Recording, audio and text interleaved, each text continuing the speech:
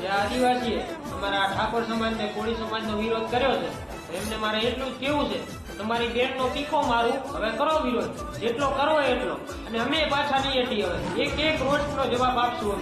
અમે વિરોધ હવે હટીને જ કરશું. અને મારા ઠાકોર ભાઈઓને બધાને એટલું જ કેવું છે, ફૂલ વિરોધ કરો. એની માને કાલું જે થાય એ જોયું જશે. હેરજો આદિવાસીને મુકતા નહીં. એના મનમાં એ ધારે છે શું એની બેનનો પીકો મારે, એની માને લંડ ઘાલો.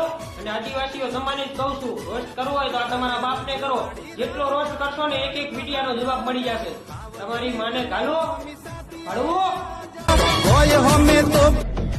તમારી બેન ને ચોદું આદિવાસી, તમે જે કોળી સમાજનો તમે જે વિરોધ કર્યો છે ને, તમારી બેન ને ચોદું, તમારી બેનાને ધોરા দিয়ে ચોદવાની તાકાત છે અમારામાં. જય આદિવાસી, જય જોહાર. તો દોસ્તો, ખાસ આપણે એક વાત કહેવાના છે કે આપણા આદિવાસી સમાજને, ઠાકોર સમાજનો એક વ્યક્તિ આપણા આદિવાસી સમાજને ગાળો બોલે છે જેમ બને એમ. તો આજે આ ભાઈએ ગાળી દીધી છે, તો કાલ ઉઠીને આપણે બીજા પણ ગાળી દે.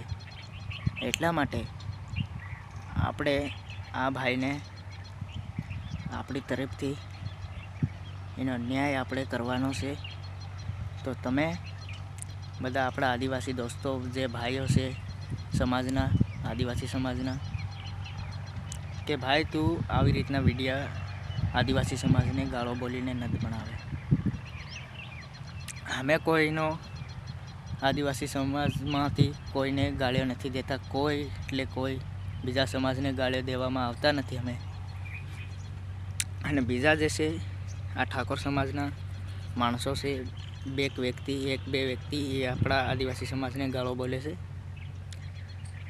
અત્યારે ભાઈ તારો જેની હાથે મેટર હોય એની હાથે તમે એની હાથે પતાવો, પણ આખા સમાજને ગાળો દેવાનું બંધ કરી દે.